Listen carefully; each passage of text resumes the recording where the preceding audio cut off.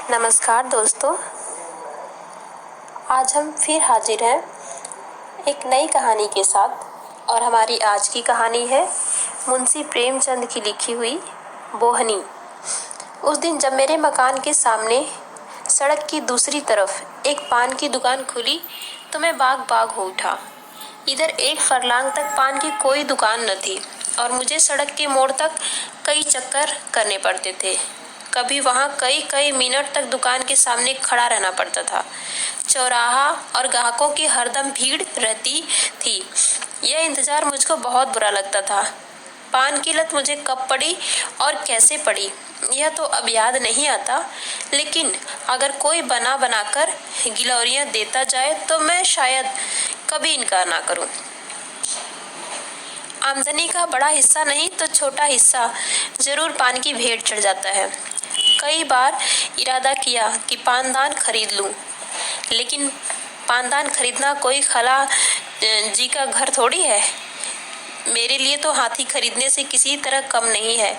और मान लो जान पर खेलकर एक बार खरीद लूं तो पानदान कोई परी की थैली तो नहीं कि इच्छा हुई और गिलोरियां निकल पड़ी। बाजार से पान लाना, दिन में 5 बार फेरना, पानी से तर करना, सड़े हुए टुकड़ों को तराश कर अलग करना, क्या कोई आसान काम है? मैंने बड़े बड़े घरों की औरतों को हमेशा पानदान की देखभाल और प्रबंध में ही व्यस्त पाया है।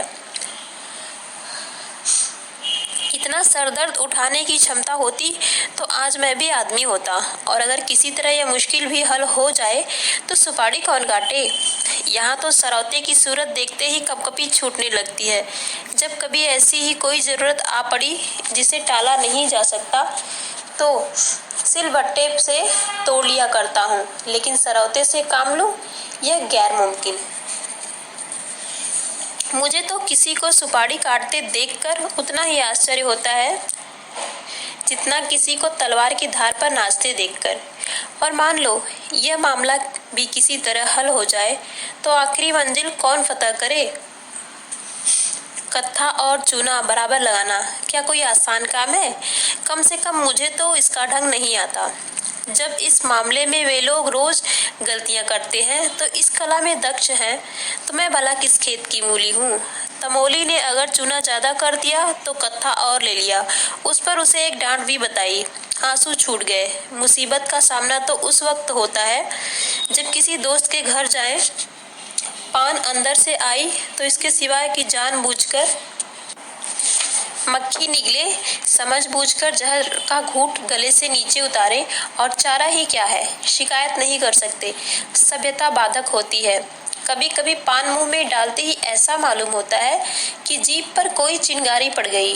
गले से लेकर छाती तक किसी ने पारा गर्म करके उड़ेल दिया, मगर घुटकर रह जाना पड़ता है।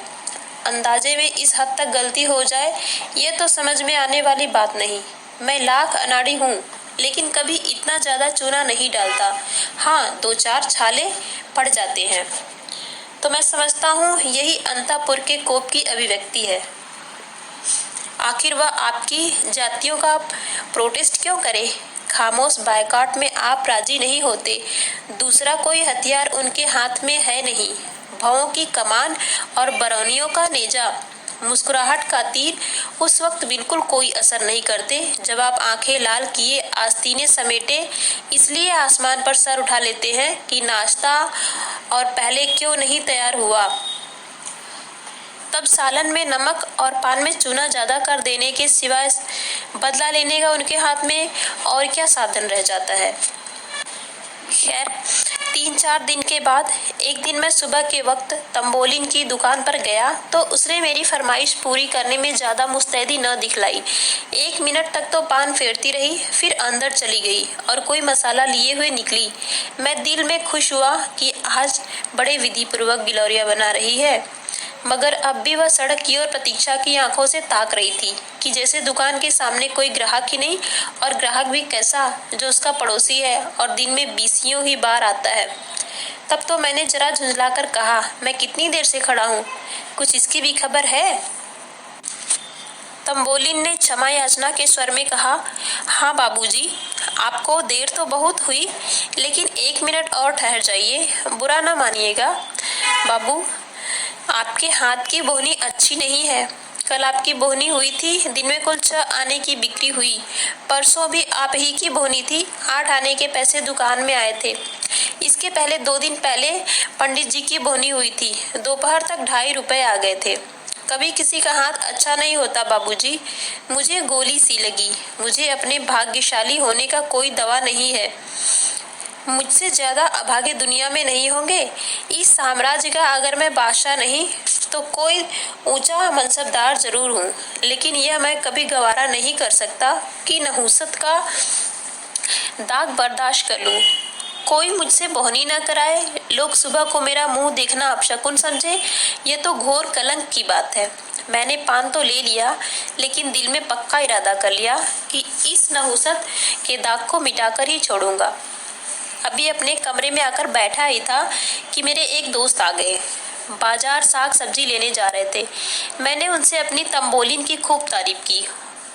वह महाशय जरा सौंदर्य प्रेमी थे और मजाकिया भी। मेरी ओर शरारत भरी नजरों से देखकर बोले, इस वक्त तो भाई मेरे पास पैसे नहीं हैं और न अभी पान की जरूरत है। मैंने कहा, पैसे मुझसे ले लो। हाँ, यह मंजूर है, मगर कभी तकाजा मत करना। यह तो टेढ़ी खीर है, तो क्या मुफ्त में किसी की आंख में चढ़ना चाहते हो? मजबूर होकर हजरत को एक ढोली पान के दाम दिए। इसी तरह जो मुझसे मिलने आया उससे मैंने तंबोलिन का बखान किया। दोस्तों ने मेरी खूब हंसी उड़ाई, मुझ पर खूब फप्तियां कसी। मुझे छिपे रुस्तम, भगत जी और न जाने क्या क्या नाम दिए, लेकिन मैंने सारी आफतें हंसकर टाली। यह दाग मिटाने की मुझे धुन सवार हो गई। दूसरे दिन जब मैं तंबोलिन की दुकान पर गया तो उसने फौरन पान बनाए और मुझे देते हुए बोली, बाबूजी, कल तो आपकी बोहनी बहुत